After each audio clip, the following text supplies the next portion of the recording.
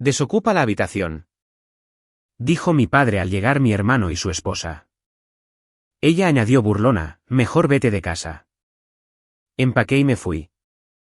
Días después, su risa cesó y ella entró en pánico. No es verdad. Dime que no es verdad. Desaloja la habitación, dijo mi padre, sin susurrar, sin preguntar. Esa misma noche, mi hermano apareció con 2 maletas y una esposa embarazada a la que yo había visto exactamente una vez. Jessica estaba de pie detrás de Tyler, escaneando mi dormitorio, la habitación que yo misma había pintado, los estantes que había montado con mi propio taladro, cada pie cuadrado pagado con mi propio dinero, y añadió, sería mejor si te fueras de la casa por completo. Mi padre asintió. Mi madre miró al suelo. Nadie dijo una palabra más. Me fui. Empaqué todo lo que tenía en 3 cajas de cartón y salí de una casa que tenía mi nombre y solo mi nombre en el título de propiedad. Pero lo que mi familia no sabía, lo que descubrirían solo unos días después y haría que Jessica me llamara a las 11 de la noche con la voz temblorosa diciendo, no es verdad. Dime que no es verdad. Mi nombre es Emily Carter. Tengo 29 años y soy ingeniera civil licenciada en Massachusetts. Ahora, déjame llevarte de vuelta al día en que firmé los papeles de una casa que pensé mantendría a mi familia unida. Recuerdo el bolígrafo. Era un bolígrafo azul barato, del tipo que agarras de un vaso en el escritorio de una recepcionista, y lo usé para firmar el documento más caro de mi vida. El 14 de marzo, hace 4 años, en la oficina de una compañía de títulos en State Street en Springfield. El notario selló la escritura de fideicomiso, la deslizó por la mesa y dijo, felicidades, señorita Carter. Es toda suya. Toda mía. Mi nombre, Emily Carter, era el único nombre en esa escritura. 5 cosignatarios, 5 propietarios, solo yo. Una joven de 25 años con una licencia de ingeniería profesional PR100 obtenida, un salario inicial de $70,000 y un préstamo FHA por $234,000. Pago mensual, $2,340, a pagar el primero de cada mes durante los próximos 30 años. La casa era más de lo que necesitaba. 2 pisos, un sótano a medio terminar, 3 habitaciones, un patio trasero con un arce que dejaba caer hojas por todo el camino de entrada cada octubre. No necesitaba 3 habitaciones. Necesitaba una. Pero compré una casa con 3 porque mi padre, Richard Carter, de 58 años, plomero jubilado con problemas de espalda y un cheque por discapacidad de $1,480 al mes, acababa de vender la casa rodante en la que él y mi madre habían vivido durante 11 años. No tenían a dónde ir. Así que les hice espacio. El trato era simple. Se mudarían, contribuirían a los servicios públicos y seríamos una familia bajo un mismo techo. Ese era el trato. Verbal, sin contrato de arrendamiento, sin acuerdo escrito, solo confianza. Se mudaron la semana siguiente. Mi madre, Susan, trajo su colección de gallos de cerámica. Mi padre trajo su sillón reclinable y sus opiniones. Ninguno de los dos pagó jamás una sola factura de servicios. Pero esa no fue la peor parte. La peor parte fue que pasé 4 años creyendo que si simplemente seguía pagando, seguía manteniendo, seguía demostrando, eventualmente verían lo que yo valía. Nunca lo hicieron. Déjame hablarte sobre la jerarquía en la familia Carter, porque explicará todo lo que viene después. Tyler Carter, mi hermano mayor, 33 años, guapo de la manera que te consigue una segunda cita, pero nunca un segundo ascenso. Vendía autos usados en un concesionario llamado Riverside Motors y hablaba de ello como si estuviera cerrando fusiones en Wall Street. Mi padre lo adoraba. Richard Carter tenía una creencia que gobernaba toda su visión del mundo: los hijos llevan el apellido, las hijas cargan las compras. Tyler era el futuro. Yo era la infraestructura. Cuando Tyler se graduó del colegio comunitario, lo cual le tomó 3 intentos y una de menos en estadística, mi padre organizó una barbacoa en el patio trasero. 16 personas, hamburguesas, cerveza, una pancarta que decía, orgulloso de ti, hijo, en letras de molde. Cuando me gradué con honores del programa de Ingeniería Civil en UMass Amherst, cum laude, en la lista del decano 7 de 8 semestres, mi padre envió un mensaje de texto. 4 palabras, bien por ti, niña. Sin punto final, sin signos de exclamación, sin barbacoa. Cuando pasé el examen de P, una licencia que menos del 25% de los graduados de ingeniería logran, mi madre dijo, qué lindo, cariño. Acaban de ascender a tu hermano a ventas senior. Ventas senior en un lote de autos usados con $38,000 en deudas de tarjetas de crédito. Pero Richard no sabía sobre la deuda. O tal vez lo sabía y no le importaba. Lo que sé con certeza es que le había estado prestando dinero a Tyler discretamente de su cheque por discapacidad. 5,000 aquí, 3,000 allá. Y luego se daba la vuelta y me pedía que ayudara con las facturas ese mes. Cariño, las recetas médicas nos están matando. Siempre decía que sí, porque eso es lo que hace la infraestructura. Lo sostiene todo y nadie se da cuenta hasta que desaparece. Entonces, un viernes por la noche, Tyler llamó con noticias que lo cambiaron todo. Antes de llegar a esa llamada telefónica, necesito que entiendas los números, porque los números no mienten. Y en mi familia, eran lo único que no lo hacía. Durante 4 años, pagué 48 cuotas hipotecarias a $2,340 cada una. Eso es $112,320, solo capital e intereses.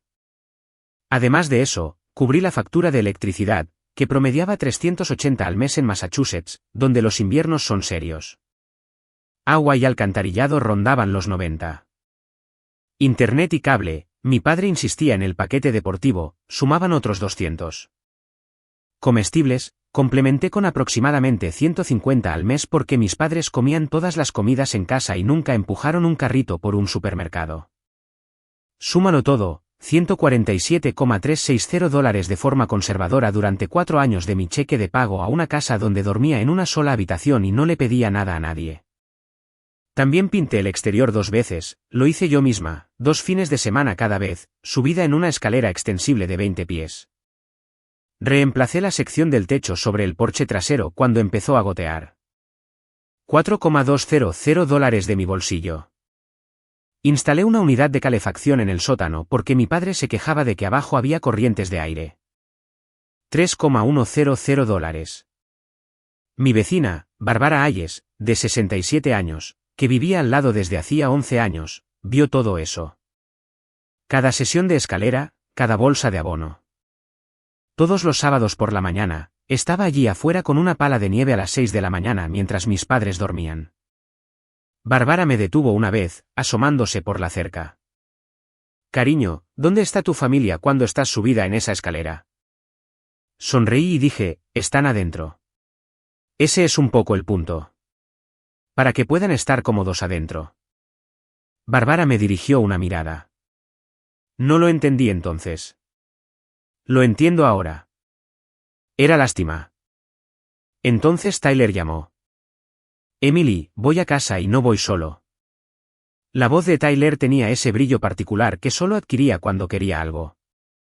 Lo había escuchado antes cuando necesitaba un aval, le dije que no, cuando quería pedirme prestado el auto para un fin de semana que se convirtió en 2 semanas, cuando me pidió que hablara con papá sobre enviarle más dinero.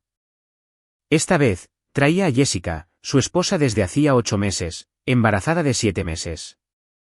Llegaron un viernes por la noche, 2 maletas grandes, 3 cajas de cosas para bebé y Jessica, quien salió del auto de Tyler y miró la casa de la forma en que uno tasaría algo en una subasta. Tenía 30 años, trabajaba a tiempo parcial como recepcionista en un consultorio dental y tenía una forma de hacer que cada oración sonara como si te estuviera haciendo un favor al hablar. Mi padre estaba listo. Me di cuenta en los primeros 30 segundos de su llegada, porque los muebles de la sala ya habían sido reorganizados, una esquina despejada, un espacio hecho. Richard sabía que venían. Se había preparado y no me lo había dicho. Pero Jessica echó un vistazo a la sala de estar y negó con la cabeza. Esto no funcionará. Necesitamos un dormitorio de verdad. Tengo 7 meses de embarazo.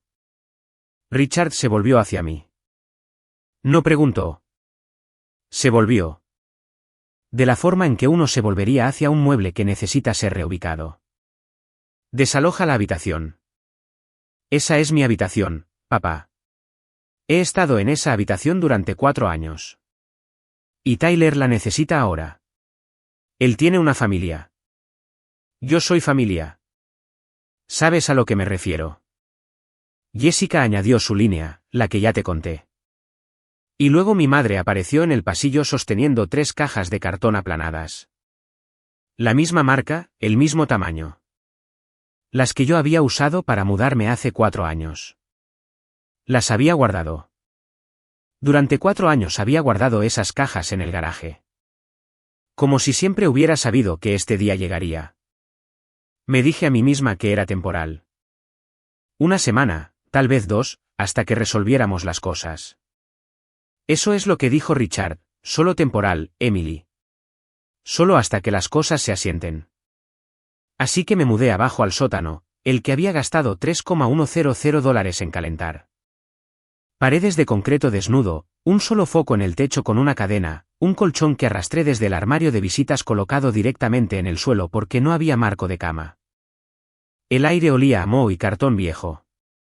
Y en la esquina, un goteo lento de una unión en la tubería de agua fría marcaba el tiempo con un ritmo que me mantuvo despierta la primera noche. Arriba, Jessica se puso cómoda. A la tarde siguiente, publicó una foto de mi antiguo dormitorio, ahora arreglado como una guardería con una cuna y banderines pastel, en su Instagram. La familia siempre hace espacio para la próxima generación, seguido de un emoji de corazón rosa. 212 me gusta, comentarios llenos de ojos de corazón y felicitaciones, y qué espacio tan hermoso. Nadie preguntó de quién había sido ese espacio 24 horas antes. Tyler me pasó en las escaleras a la mañana siguiente. Es solo temporal, Emily. No hagas esto raro. Dormí en ese sótano durante 3 noches. En la tercera noche, una unión de la tubería cedió ligeramente. No estalló, pero filtró de forma constante. Y me desperté a las 3 de la madrugada con la espalda empapada a través del colchón. Me quedé allí en la oscuridad, el agua filtrándose a través de la tela, mirando el techo, que era su piso. Y pensé, estoy pagando $2,340 al mes para dormir en un charco debajo de mi propia casa. A la mañana siguiente, subí a hacer café. Jessica estaba sentada en la mesa de la cocina usando la máquina de espresso que yo había comprado. Levantó la vista. «Oh, ¿todavía estás aquí?» Esa fue la primera vez en mi vida que entendí que el amor y la propiedad no son la misma cosa. Ocurrió un martes. Estaba sentada en mi auto en el estacionamiento del trabajo comiendo una barra de granola cuando mi teléfono vibró con una notificación de mi servicio de monitoreo de crédito. Me había inscrito hace 3 años, no por paranoia, sino porque a mi cerebro de ingeniera le gusta rastrear datos. La alerta decía, nuevo gravamen detectado en la propiedad en 147 Maplewood Drive, Springfield, Ma. Lo leí 2 veces, luego una tercera. Dejé la barra de granola y abrí el informe completo. Un gravamen hipotecario de $95,000 presentado a través de Greenfield Credit Union, un pequeño banco comunitario en Cario Street, el mismo donde mi padre tenía su cuenta corriente. La firma del prestatario en el anexo de la escritura de fideicomiso, Emily Carter. Excepto que yo nunca había firmado nada. Nunca había estado en Greenfield Credit Union. Nunca había autorizado un gravamen sobre mi propiedad. Amplié la imagen de la firma en el PDF. Se veía parecida, lo suficientemente parecida para engañar a un vistazo casual, pero yo conocía mi propia letra de la misma manera que un músico conoce su propio instrumento. La E mayúscula en Emily estaba mal. Yo le hago un bucle cerrado en la parte superior. Esta tenía una curva amplia, de la forma en que la copiarías de una fotocopia. Y la inicial del medio, mi inicial del medio, E de Elizabeth, estaba escrita en letra de imprenta. Siempre la escribo en cursiva. Alguien había calcado mi firma del contrato de arrendamiento del auto usado que había firmado hacía 2 años, el que mi padre tan amablemente había fotocopiado para sus registros. Llamé a la cooperativa de crédito. Un gerente confirmó que el préstamo había sido procesado 3 meses antes por un representante descrito como un miembro de la familia de la propietaria.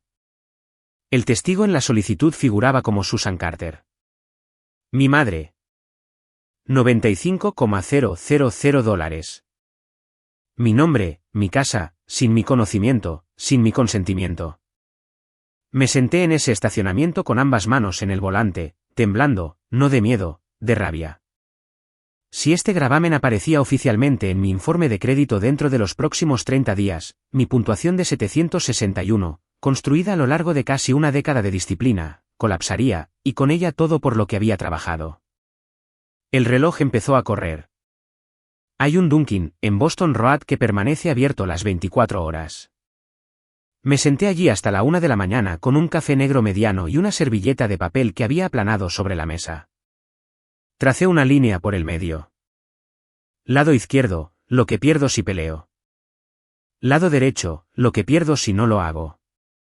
El lado izquierdo era corto pero pesado, mi relación con mis padres, lo que quedara de ella, la posibilidad de ser rechazada por la familia extendida, las tarjetas de Navidad de la tía Karen, el apretón de manos del tío Mike en Acción de Gracias, y Jessica tenía 7 meses de embarazo.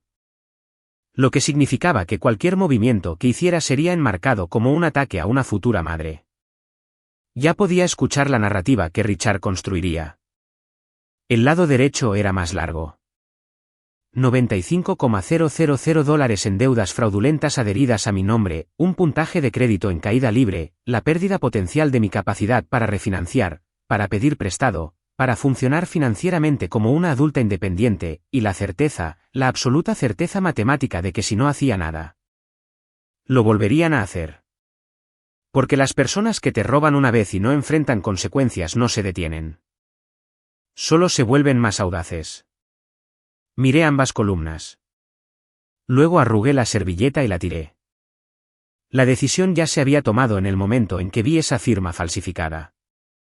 Solo necesitaba la servilleta para confirmarla.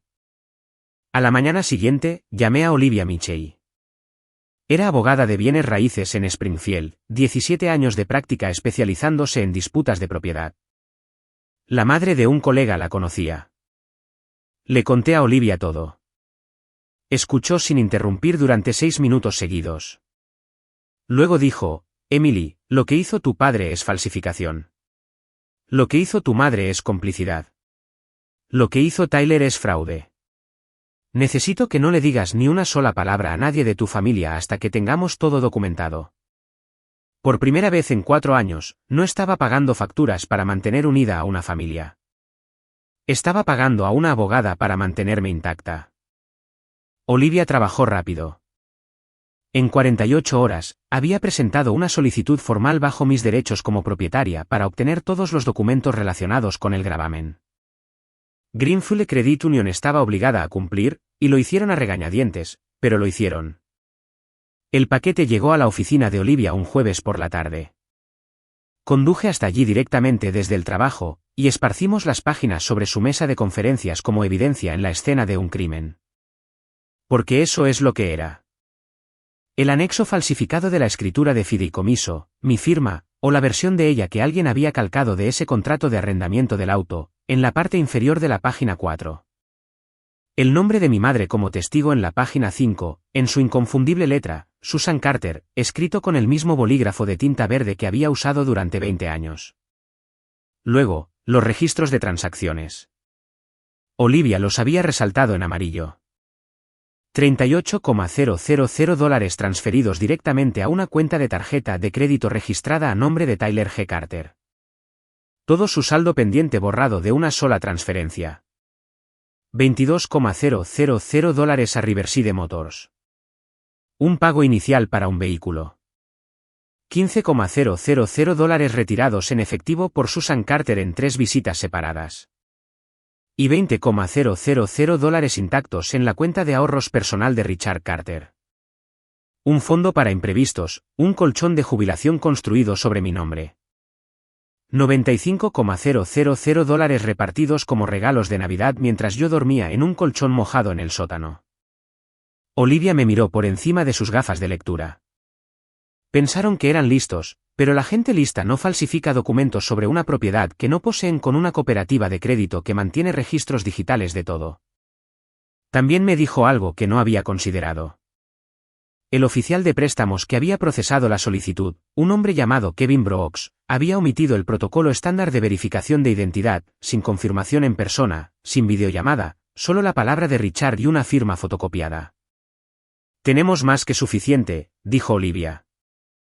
Ahora, ¿Cuándo quieres mudarte? Día 12. Ese fue el tiempo que pasó desde el momento en que descubrí el gravamen falsificado hasta el momento en que salí de 147 Maplewood Drive con 3 cajas de cartón, una bolsa de lona y un plan. Había firmado un contrato de arrendamiento 3 días antes para un apartamento tipo estudio a 8 minutos de distancia, 900 pies cuadrados, limpio, tranquilo, 1,100 al mes. Lo firmé con el mismo bolígrafo que usaba para los pagos de la hipoteca. Y por primera vez, sentí que el dinero iba a un lugar que me pertenecía. El empaque tomó menos de 2 horas. 4 años en esa casa y toda mi vida cabía en 3 cajas y una bolsa. Ropa, computadora portátil, mi licencia de P en su marco, la pequeña caja de herramientas que había usado para arreglar de todo, desde el grifo de la cocina hasta la baranda del porche, una foto de mi abuela Margaret que guardaba en mi mesita de noche. Antes de irme, dejé un sobre blanco en la mesa de la cocina. Adentro, una fotocopia de la escritura de fideicomiso, mi nombre resaltado y una sola nota escrita a mano en papel blanco. Esta casa es mía. La hipoteca es mía. Todo lo demás está a punto de cambiar. Me fui en el auto a las 6:15 de la tarde. El arce en el patio delantero estaba empezando a cambiar. Los primeros bordes naranjas se asomaban entre el verde. No miré atrás. Richard encontró el sobre a las 7. Susan me contó más tarde lo que pasó. Lo abrió, leyó la copia de la escritura, leyó la nota y rompió el papel por la mitad. Luego dijo, «Está faroleando». No sabía que la copia de la escritura era solo una copia. El original estaba bajo llave en una caja de seguridad en mi banco, junto con cada pieza de documentación que Olivia había certificado. Rompió una fotocopia y pensó que había ganado. Lo dejé pensar que le quedaban 18 días.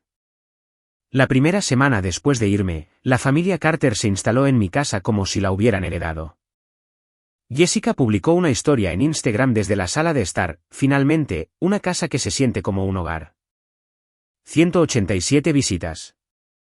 Había reorganizado los muebles, colgado una corona en la puerta principal y colocado un tapete de bienvenida sobre el umbral que yo había pagado.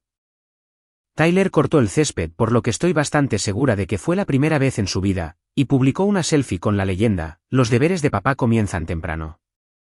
Richard controlaba la narrativa de la forma en que controlaba todo, de manera decisiva y sin pruebas. Llamó al tío Mike. Llamó a la tía Karen. Llamó a su propia madre, Margaret. Su versión de los eventos, como luego reconstruí de múltiples fuentes, fue así: Emily se mudó. Quería su propio espacio. Una chica muy independiente. Ni mención del sótano. Ni mención del desalojo de mi habitación. Ni mención de la hipoteca falsificada. Solo un padre orgulloso cuya hija capaz había decidido extender sus alas. Mi madre me llamó una vez esa semana, no para preguntar cómo estaba, no para decir que me extrañaba. Llamó para preguntar, ¿pagaste la factura de electricidad antes de irte? Richard dice que las luces parpadean. Dejé que esa oración flotara en el silencio durante 3 segundos completos antes de responder. Mientras tanto, Olivia y yo estábamos trabajando en nuestra lista de verificación. La queja de fraude a Greenfield Credit Union, presentada. Las disputas formales con las 3 agencias de crédito, Experian, TransUnion, Equifax, enviadas con documentación de respaldo. Y la pieza final, el aviso de desalojo de 30 días, Notice to Quit, preparado y listo, dirigido a Richard Carter, Susan Carter, Tyler Carter y Jessica Carter. Bajo la ley de Massachusetts, los ocupantes sin un contrato de arrendamiento tienen derecho a un aviso por escrito de 30 días antes de que puedan comenzar los procedimientos de desalojo. Olivia programó al notificador judicial para el día 17.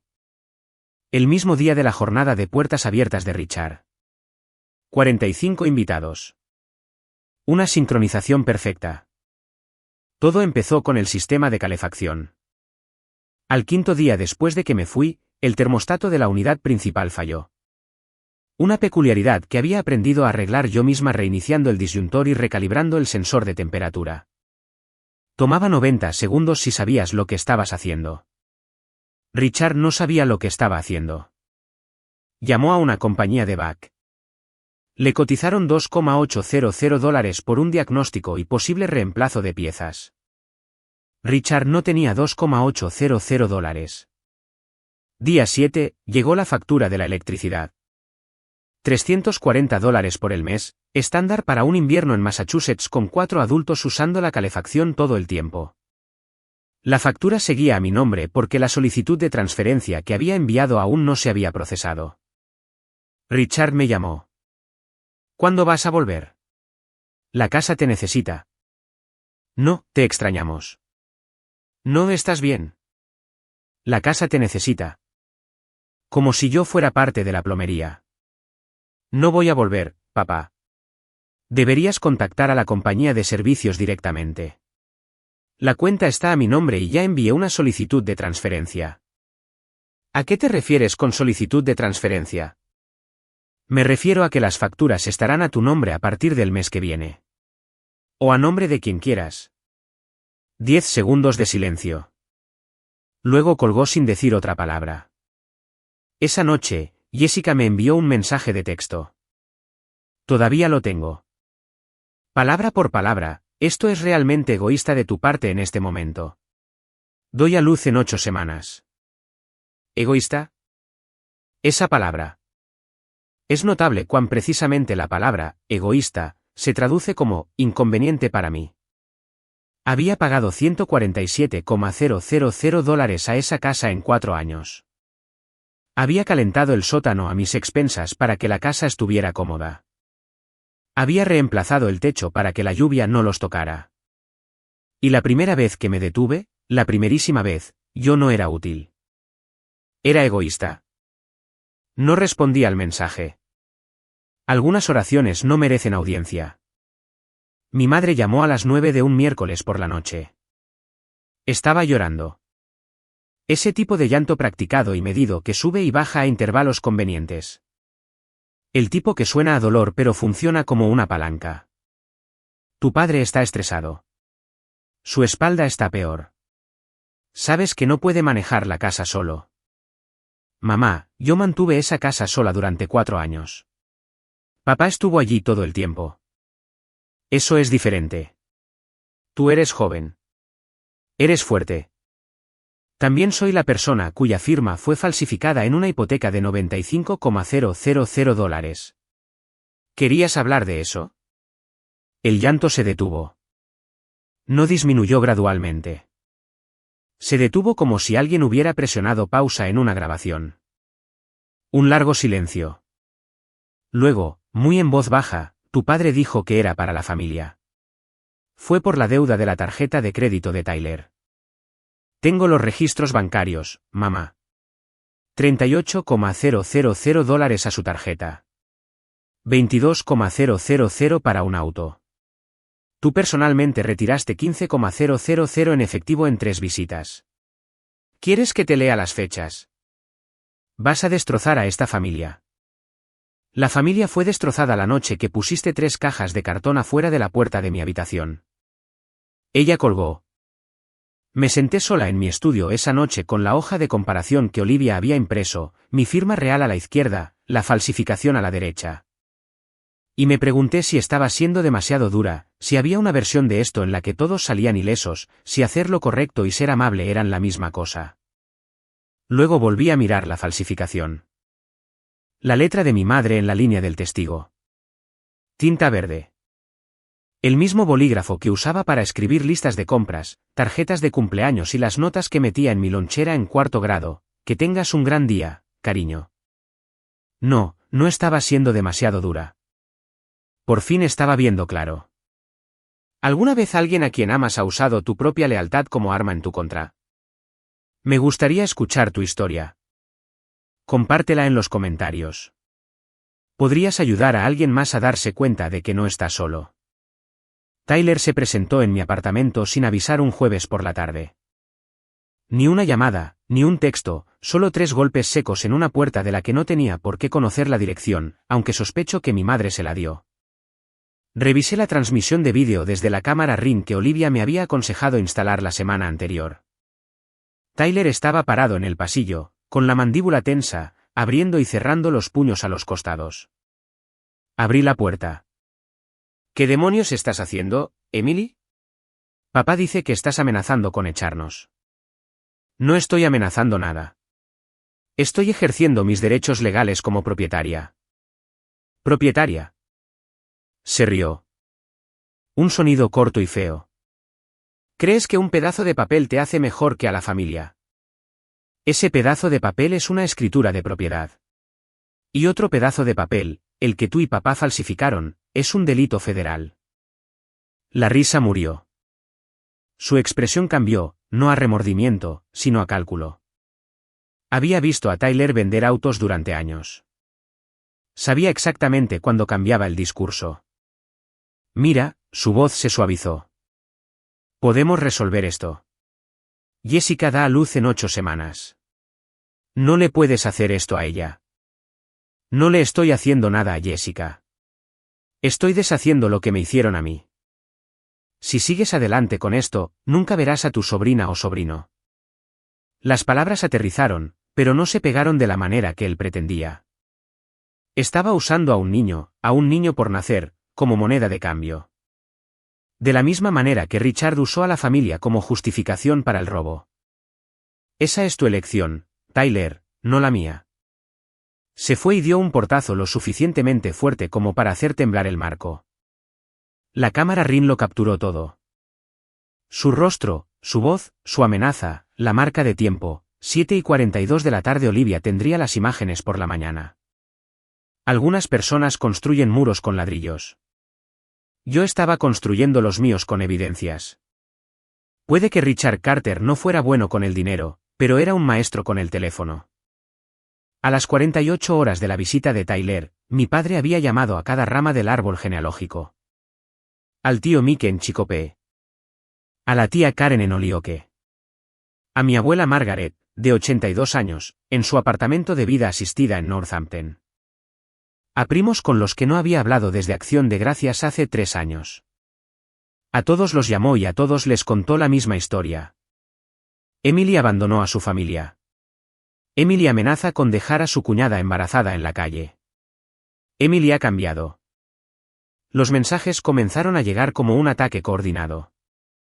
Tío Mike, piensa en lo que estás haciendo, niña. Un primo que apenas conocía, la familia es lo primero, Emily, siempre. La tía Karen llamó directamente, con voz fría, tu abuela está llorando. Espero que estés contenta. Intenté explicarle a Karen sobre la hipoteca falsificada, los $95,000, los registros bancarios, la firma que no era mía. No me creo eso, dijo.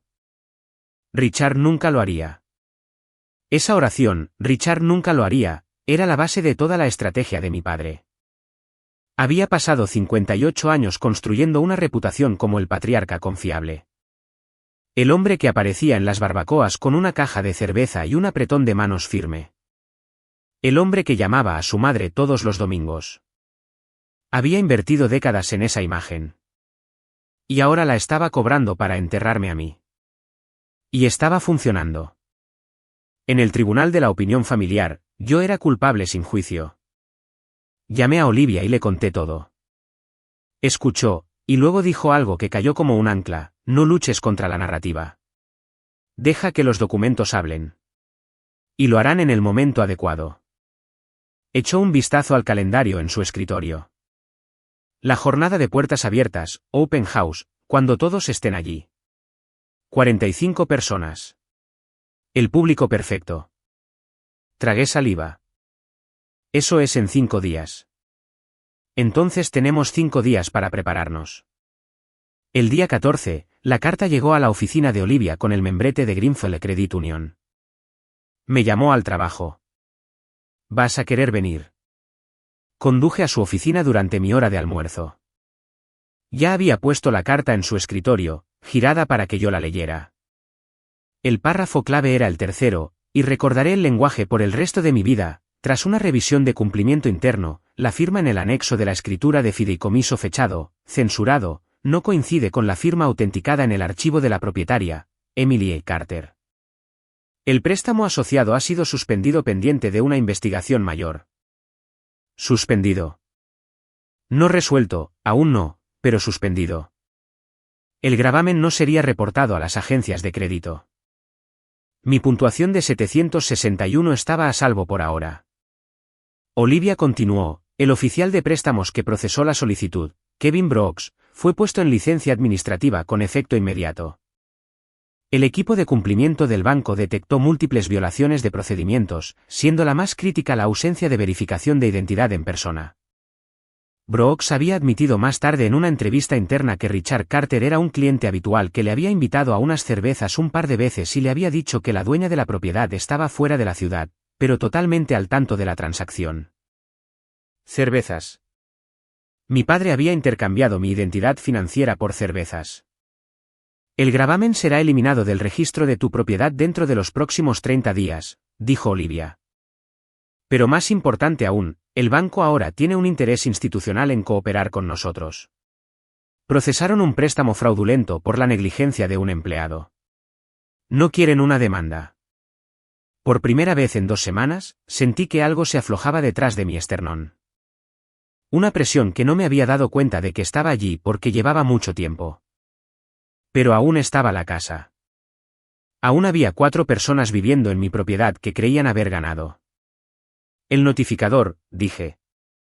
Día 17. Sigue en pie. Olivia asintió. Sigue en pie. El nombre del notificador judicial era Frank. Nunca supe su apellido. Tenía unos 40 años, corpulento como alguien que jugó fútbol en la universidad y nunca paró del todo. Y tenía la calma profesional y en blanco de un hombre que se dedica a darle malas noticias a la gente. Día 15, 2 de la tarde. Una tarde clara de miércoles. Frank caminó por el sendero principal de 147 Maplewood Drive, pasó por el nuevo tapete de bienvenida de Jessica y golpeó 3 veces. Richard abrió la puerta. Frank le entregó el aviso de desalojo, una notificación formal de desalojo de 30 días emitida por la dueña de la propiedad, yo, en conformidad con las leyes generales de Massachusetts, capítulo 186, sección 12. El documento nombraba a los 4 ocupantes, Richard Carter, Susan Carter, Tyler Carter y Jessica Carter. Declaraba en un inglés legal claro que tenían 30 días para desalojar la propiedad o enfrentarían un proceso formal de desalojo a través del Tribunal de Vivienda de Springfield. Según la declaración jurada del notificador judicial, que recibí esa noche, Richard leyó la primera página, levantó la vista, la volvió a leer y no dijo nada. La anotación de Frank decía, el destinatario pareció visiblemente afectado. Documento entregado exitosamente a las 2:07 de la tarde. Richard me llamó 11 minutos después. Por primera vez en mi vida, su voz no era de mando. Estaba quebrada. Nos estás desalojando. A tus propios padres. Falsificaste mi nombre en un préstamo de $95,000, papá. El banco lo confirmó. Tienes 30 días. Lo hice por la familia. Lo hiciste por la deuda de la tarjeta de crédito de Tyler. Tengo los registros de transacciones. Cada dólar, cada depósito, cada retiro en efectivo que hizo mamá. Eres una desagradecida. No terminó la oración. Colgó. Tyler llamó 4 minutos después de eso, ya gritando. Estás loca. Jessica da a luz en 6 semanas. ¿A dónde se supone que debemos ir? Ese ya no es mi problema para resolver, Tyler. Quedaban 2 días para la fiesta de Richard. 45 invitaciones enviadas, banquete encargado, sillas plegables organizadas en el patio trasero. No canceló. Le dijo a Susan, les demostraremos que todavía somos una familia. Emily es la que se fue. Todavía creía que controlaba la narrativa. Domingo, 1 de la tarde. El arce en el patio delantero de 147 Maplewood Drive se había vuelto completamente naranja, y debajo de él, Richard Carter había dispuesto mesas plegables, un banquete de una charcutería local, globos de helio rosados y blancos. Y 45 sillas en filas ordenadas como una congregación esperando un sermón. El evento fue presentado como Bienvenido Bebé Carter, una celebración por el hijo en camino de Tyler y Jessica, el primer nieto del linaje Carter. Richard había enviado recordatorios de texto el día anterior. Susan había horneado un pastel de limón. Jessica llevaba un nuevo vestido premamá color lavanda y estaba sentada en una silla acolchada en la cabecera de la mesa principal como una invitada de honor en un banquete. La multitud llegó durante la primera hora. Tío Mike, con pantalones cortos caqui y un polo, cerca de la parrilla. Tía Karen, sosteniendo un regalo envuelto, con los labios apretados. La abuela Margaret, de 82 años, sentada en una silla de jardín acolchada que alguien le había traído específicamente para ella. Vecinos de Maplewood Drive, incluyendo a Barbara Hayes, quien estaba en el borde del patio con un vaso de limonada y una cara que decía que estaba allí para observar, no para celebrar. Compañeros de trabajo de Riverside Motors, amigos de Jessica del consultorio dental, primos segundos, y un par de personas que no pude identificar. Richard estaba en el centro de todo, con la camisa de vestir por dentro, las mangas arremangadas una vez en el puño. Levantó un vaso de plástico con limonada y ofreció un brindis. La familia Carter está creciendo. Esta casa, este hogar siempre se ha tratado de la familia. 45 personas aplaudieron. Jessica resplandecía. Tyler le puso el brazo alrededor. Susan sonreía desde detrás de la mesa de los pasteles, arreglando los platos. Nadie me mencionó. Richard les había dicho a todos los que preguntaban que no había podido venir, que estaba pasando por algunas cosas. Barbara Hayes dio un sorbo lento a su limonada y no dijo nada. Eran las 1:15. Yo estaba a 8 minutos de distancia, sentada en mi auto con una carpeta manila en el asiento del copiloto y un latido que podía sentir en mi garganta. Estacioné en la calle, 2 casas más abajo, y miré mi reflejo en el espejo retrovisor. Un blazer gris, pantalones de vestir negros, blusa blanca, la misma ropa que usaba para las reuniones de revisión de proyectos en el trabajo. El cabello recogido en un moño bajo, maquillaje mínimo. Parecía alguien que había venido a entregar un informe, porque eso es exactamente lo que estaba haciendo. La carpeta manila reposaba en mi regazo. Adentro, una copia certificada de la escritura de fideicomiso, la comparación de firmas, la mía a la izquierda, la falsificación a la derecha, la carta oficial de Greenfield Credit Union confirmando la suspensión del préstamo.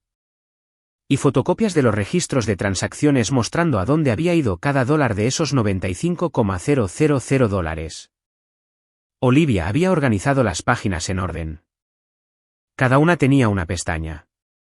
Caminé por la acera a las 2:15. La fiesta llevaba más de 1 hora en marcha. La gente estaba comiendo, riendo, deambulando por el patio. Unos niños se perseguían cerca de la cerca. Los globos se balanceaban con una brisa ligera. Richard me vio primero. Estaba cerca de los escalones del porche en medio de una conversación con un primo, y su expresión pasó por 3 etapas en unos 2 segundos, sorpresa, irritación, y algo más parecido al miedo de lo que jamás había visto en su rostro. Caminó rápido hacia mí. ¿Qué estás haciendo aquí? Estoy en mi casa, papá. La que tiene mi nombre en la escritura. No hagas una escena. Yo no soy la que falsificó la firma de alguien en una solicitud de hipoteca. Su mano se cerró alrededor de mi brazo, justo por encima del codo. No lo suficientemente fuerte como para dejar un moretón, pero sí lo suficiente para guiarme. Baja la voz. Una voz provino desde detrás de nosotros, clara y firme: Richard, quítale la mano de encima a esa chica. Barbara Hayes, de pie a 6 pies de distancia, todavía con la limonada en la mano y una expresión tan firme como el concreto fundido. Richard la soltó. Varias cabezas giraron, luego algunas más. Jessica apareció en la puerta, aún con la bolsa de regalo del baby shower en la mano. Me vio y su rostro perdió el color. ¿Por qué está ella aquí? 45 personas estaban observando ahora. Me paré en el porche, 3 escalones por encima del jardín, a la vista de todos los invitados, y no levanté la voz. No lo necesitaba. El silencio llega más lejos que los gritos cuando el público ya está escuchando. A la mayoría de ustedes se les dijo que me mudé porque quería mi propio espacio. Eso no es lo que pasó. Abrí la carpeta manila.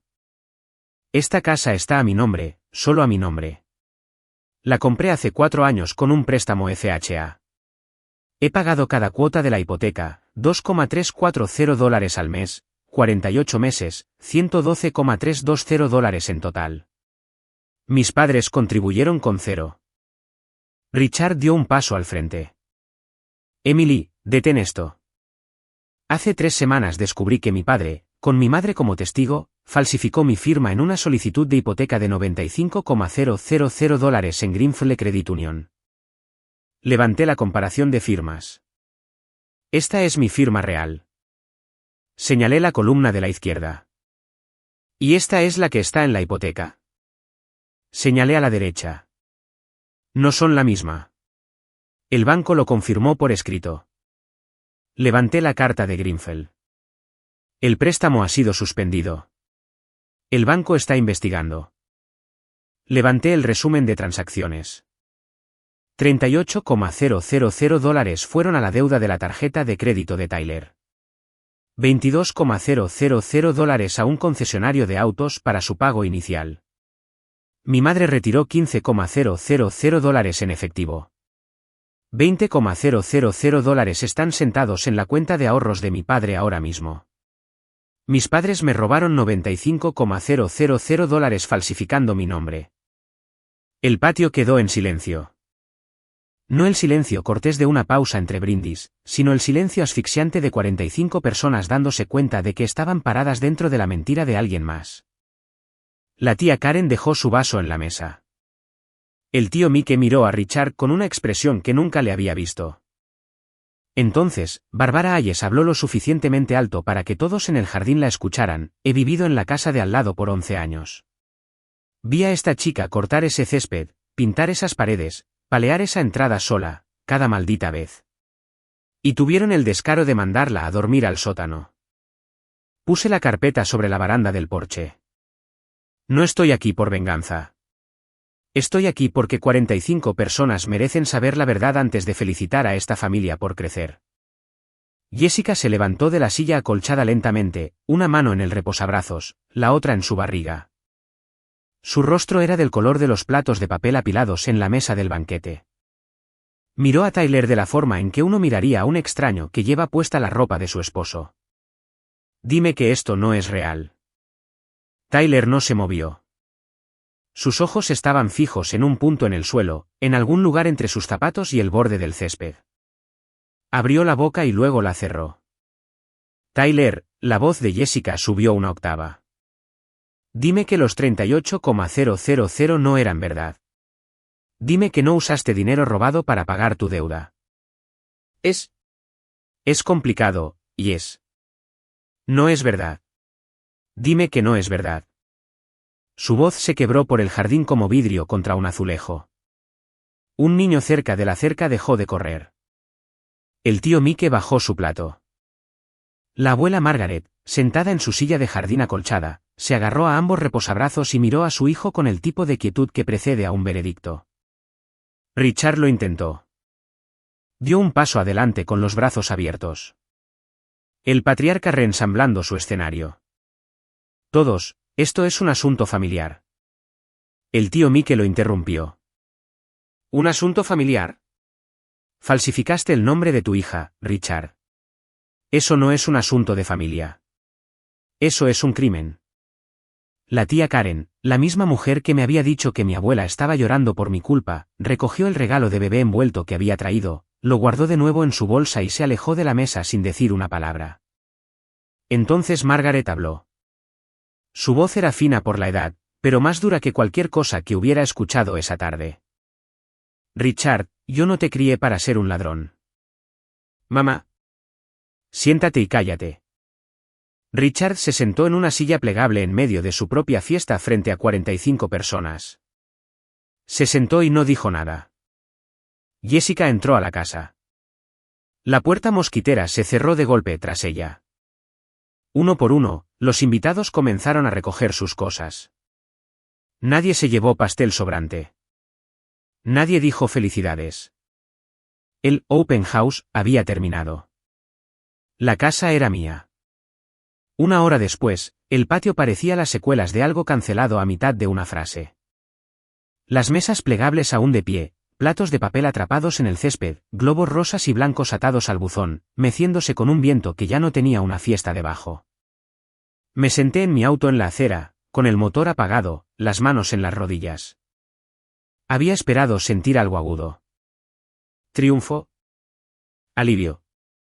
El chasquido limpio de la justicia siendo impartida. En lugar de eso, me sentía hueca, como si acabara de extraerme un diente que llevaba años pudriéndose. Necesario, correcto. Pero no se sentía nada bien. A través de la ventana frontal, podía ver a Richard sentado en la sala de estar, simplemente sentado. Susan estaba en la cocina. Podía ver su sombra moviéndose detrás de la cortina, limpiando la encimera, de la manera que siempre lo hacía cuando no sabía qué más hacer. Arriba, detrás de la puerta cerrada de la guardería que solía ser mi habitación, Jessica había dejado a Tyler encerrado afuera. Podía escucharlo incluso desde la acera. Su voz, amortiguada pero inconfundible. Me dijiste que obtuviste un bono. Un bono, Tyler. Me mentiste en la cara por 3 meses. Iba a decírtelo. ¿Cuándo? ¿Después de que naciera el bebé?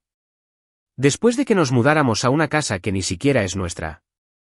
Un auto se detuvo detrás del mío. El tío Mike. Se bajó, caminó hacia mi ventana y se quedó allí un momento antes de hablar. Te debo una disculpa. Le creí a tu padre. No debí hacerlo. Gracias, tío Mike. Eso significa mucho. Él asintió una vez, volvió a subir a su auto y se fue. La tía Karen se fue sin detenerse, pero 48 horas después, me enviaría un mensaje de texto de 2 párrafos de largo, una disculpa que claramente reescribió varias veces. Encendí mi auto y me alejé de Maplewood Drive. Por el espejo retrovisor, los globos aún flotaban sobre el buzón, rosa y blanco contra un cielo gris, celebrando algo que ya no existía. Jessica llamó esa noche a las 9:30. Su voz era diferente a lo que esperaba. No estaba enojada, no estaba llorando, simplemente era plana. La voz de alguien a quien se le han acabado los sentimientos y ahora funciona con información. Necesito saberlo todo. Cada dólar, cada mentira. Dudé. Esta era la misma mujer que me había dicho que me fuera de mi propia casa, que había publicado mi dormitorio en Instagram como un trofeo, que me había llamado egoísta por no pagar la factura de luz en una propiedad que ella ocupaba gratis. Pero también tenía 7 meses de embarazo y acababa de descubrir que su esposo había financiado su vida con dinero robado. Sea lo que sea que fuera antes, ahora mismo, era alguien que merecía la verdad. Le envié los registros de las transacciones, todos. Hubo 15 minutos de silencio. Luego su nombre apareció en mi teléfono de nuevo. Los 22,000 para el auto. Me dijo que fue un descuento del concesionario. Dijo que se lo había ganado. Lo siento, Jessica. De verdad lo siento. No lo sientas. Yo soy la que te dijo que te fueras de tu propia casa. Una pausa lo suficientemente larga como para conducir a través de ella. No sabía que era tu casa. Richard me dijo que era una propiedad familiar heredada de tus abuelos. Eso fue lo que dijo. Pero nunca fue una propiedad familiar. La compré con mi propio dinero cuando tenía 25 años. Otro silencio, luego más suave, te debo una disculpa. Una de verdad. No ahora. No puedo ahora mismo, pero te debo una. Antes de colgar, me dijo algo que no sabía. Tyler también le debía $7,000, dinero que ella le había prestado antes de la boda. Dinero que él había jurado devolver después de que naciera el bebé. Estaba empezando a ver el patrón que a mí me había costado 4 años aprender. Sus últimas palabras: llamaré a mi mamá mañana. No voy a criar a este bebé en una casa construida sobre mentiras. Mantuvo su palabra. A la semana siguiente de la fiesta, la familia Carter se desmoronó como un edificio al que le han quitado un muro de carga. Y yo lo sabría. Soy ingeniera. Sé exactamente qué pasa cuando quitas la cosa que sostenía todo. Jessica se mudó a la casa de su madre en Worcester, a 1 hora y media hacia el este. Tyler la llamó 14 veces el primer día. No respondió a ninguna. Al tercer día, su estado de Facebook cambió de casada a en blanco. No, soltera, no, es complicado, simplemente en blanco, lo cual de alguna manera se sentía más fuerte que cualquiera de los dos. Tyler perdió su equilibrio sin Jessica, sin la narrativa del bebé en camino. Era solo un hombre de 33 años durmiendo en el sofá de la casa de su hermana. Excepto que no era la casa de su hermana. Era solo su hermana. Richard, por primera vez en la memoria de Tyler, se volvió contra él. Si no hubieras tenido tanta deuda, nada de esto habría pasado. Niño de oro, te presento el lado frío del altar. El propio Richard se estaba desmoronando de formas más lentas y silenciosas. Canceló su juego de póker semanal por primera vez en 12 años. Les dijo a sus amigos cosas de familia. Pero 2 de los hombres de ese grupo habían estado en la fiesta. Ya lo sabían. Las llamadas que Richard solía recibir de primos comprobando cómo estaba, de amigos invitándolo a comer, se redujeron a un goteo. El tío Mike no llamó en absoluto. Margaret, su propia madre, no devolvió sus llamadas durante 3 días seguidos. Susan me llamó una vez al día, todos los días. El mismo guión, la misma cadencia, por favor, ven a casa. Podemos arreglar esto. Y todos los días, le daba la misma respuesta, no hay nada que arreglar, mamá. Solo queda lo que pasa después. El viernes, llegó una carta a 147 Maplewood Drive de Greenfield Credit Union. Una solicitud formal para que Richard y Susan se presentaran en persona en la sucursal para discutir el asunto. El banco ahora tenía sus propios problemas, y Richard se estaba quedando sin personas dispuestas a creer su versión de la historia. El Internet no es amable con los secretos. Es aún menos amable cuando el secreto involucra baby showers e hipotecas robadas. Jessica borró la publicación de Instagram. La familia siempre hace espacio para la próxima generación, la de los 212 me gusta y el corazón rosa. La borró, pero las capturas de pantalla viven para siempre. Y en un día, una amiga suya del consultorio dental publicó un estado críptico en Facebook: imagínate descubrir que la casa que pensabas que era un regalo en realidad es propiedad robada. Algunas familias. Emoji de bandera roja. 89 comentarios, 340 reacciones. Jessica no fue nombrada. No necesitaba serlo. La gente que sabía, lo sabía. En Maplewood Drive, la red de susurros operaba a la velocidad de un callejón sin salida. Barbara Hayes no chismeaba. No estaba en su naturaleza. Pero cuando los vecinos preguntaban, ella les daba una oración: vi a esa chica construir este hogar con sus propias 2 manos. Deberían preguntarle a Richard qué construyó él. Era el tipo de frase que no necesitaba seguimiento. La gente llenaba el resto por sí misma. En Riverside Motors, 2 de los compañeros de trabajo de Tyler habían estado en la fiesta. Habían visto los documentos, escuchado a Jessica gritar, visto cómo su propia madre mandaba a sentar a Richard. Uno de ellos le preguntó a Tyler el lunes por la mañana: oye, ¿no era esa la casa de tu hermana? Tyler no respondió. Pidió 3 días de permiso personal. Su gerente lo aprobó sin hacer preguntas. Algunos silencios son más fuertes que las explicaciones. La tía Karen me envió un mensaje de texto el segundo martes. Era más largo de lo que esperaba y más honesto de lo que merecía de alguien que me había dicho que mi abuela lloraba por mi culpa. Emily, lo siento. Debí haberte escuchado antes de juzgarte. Siempre me pregunté cómo Tyler se podía permitir ese auto nuevo. Ahora lo sé. Espero que puedas perdonarme con el tiempo. No respondí de inmediato, pero guardé el mensaje.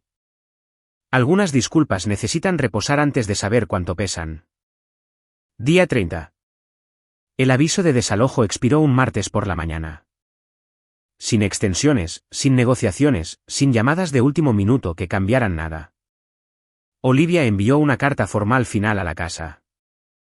Si todos los ocupantes no habían desalojado al final del día, solicitaríamos un desalojo ordenado por la corte a través del Tribunal de Vivienda de Springfield. La carta estaba dirigida a Richard. Llegó por correo certificado. Él firmó por ella.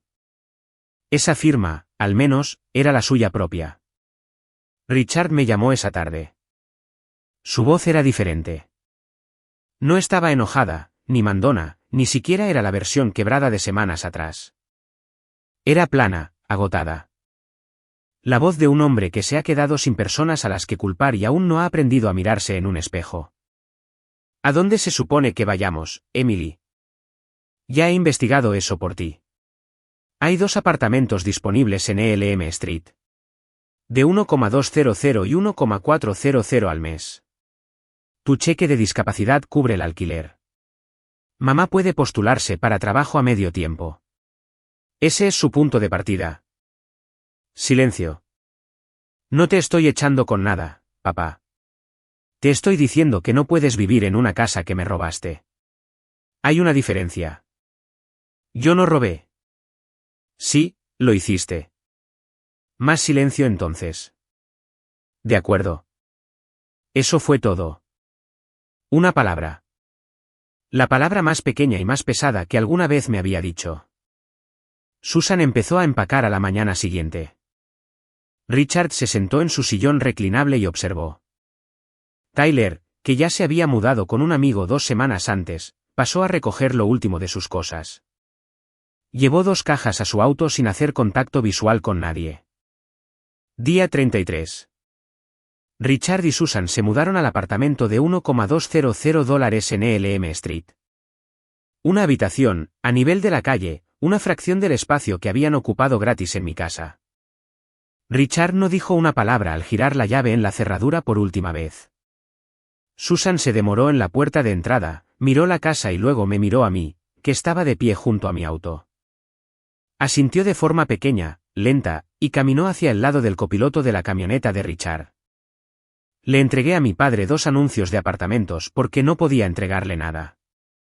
Incluso después de todo, no podía ser lo que él era para mí. Las secuelas legales fueron más silenciosas que las personales, pero no menos definitivas. Greenfield Credit Union completó su investigación interna 6 semanas después de la fiesta. El resultado, el préstamo de $95,000 fue anulado en su totalidad. El gravamen sobre 147 Maplewood Drive fue eliminado de todos los registros de propiedad. La entrada fraudulenta en mi archivo de crédito fue borrada a través de disputas formales con Experian, TransUnion y Equifax. Mi puntuación, que nunca había caído realmente gracias a la acción preventiva de Olivia, subió de 761 a 774 una vez que se reflejó la eliminación del gravamen.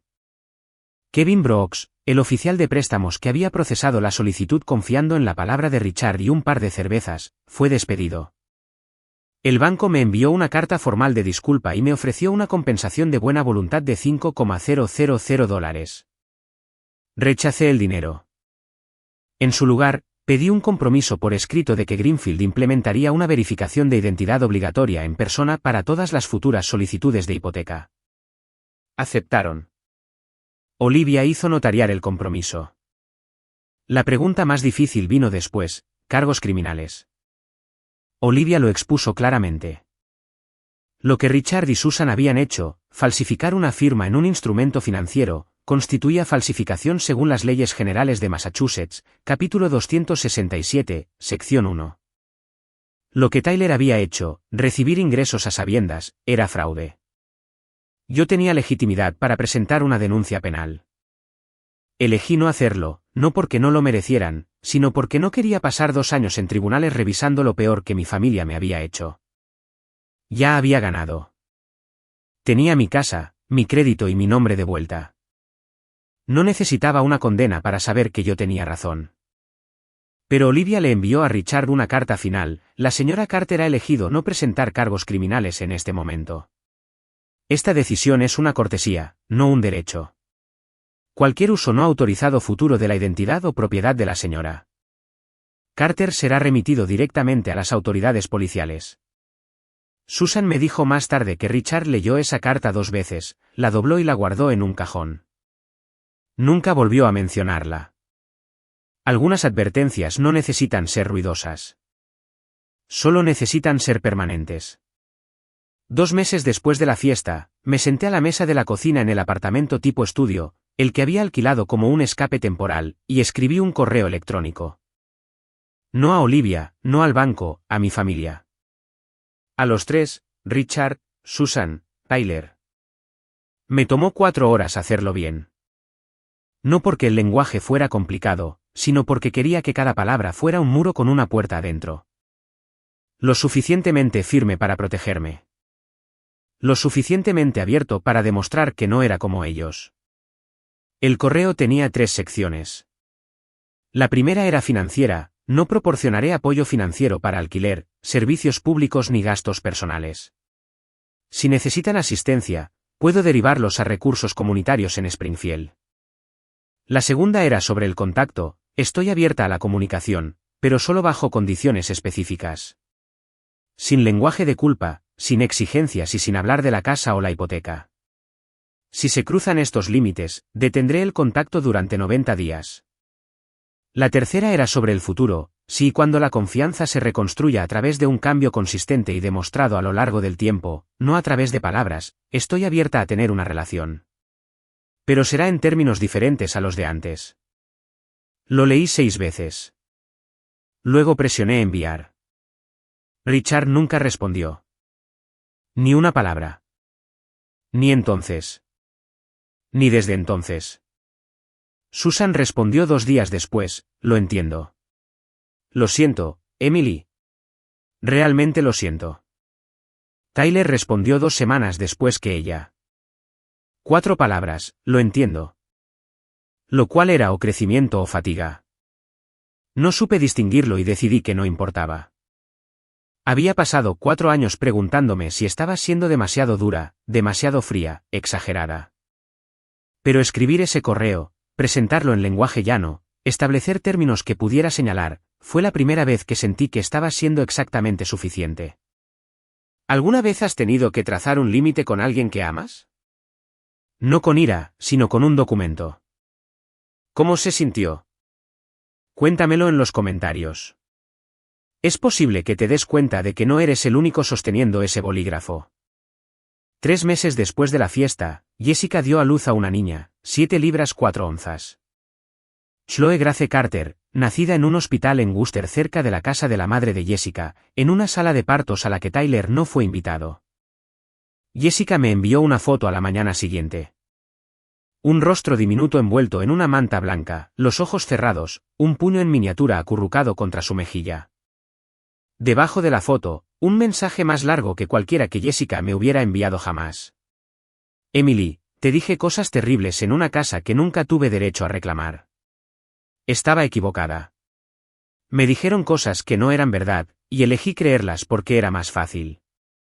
Eso es culpa mía. No me debes nada.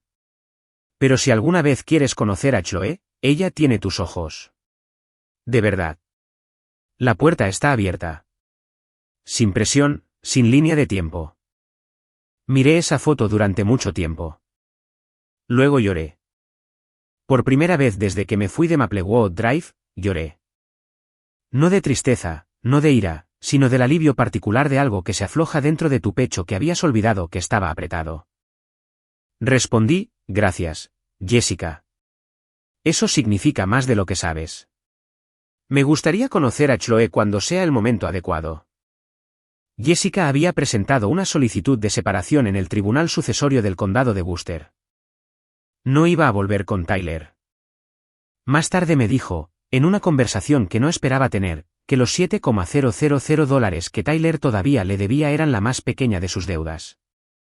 Tyler me llamó una vez después de que nació Chloe. Preguntó si podía llevar a la bebé a verme algún día. Dije que sí, pero en una cafetería de la ciudad, no en mi casa. Espacio público, territorio neutral. Un límite que no necesitaba explicar. Y él no intentó presionar. El perdón no es un interruptor. Es un grifo. Y yo controlo el flujo. 6 meses después de la fiesta, volví a mudarme a 147 Maplewood Drive. Mi casa, mi nombre en la escritura, mi mano en el pomo de la puerta, mi llave en la cerradura. Volví a pintar cada habitación, colores nuevos. No para borrar nada, sino porque me había ganado el derecho a elegir.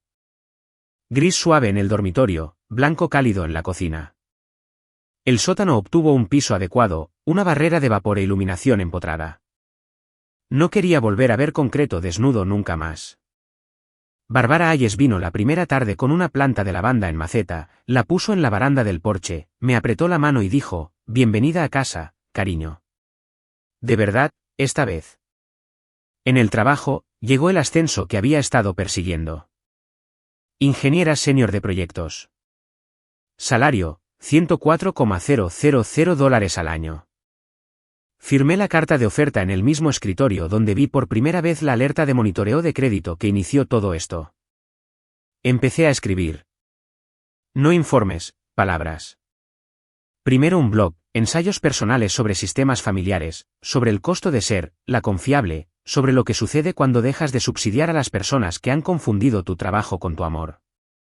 La primera publicación, la prueba del sótano, como supe que era hora de irme, fue compartida 4,200 veces en su primer mes.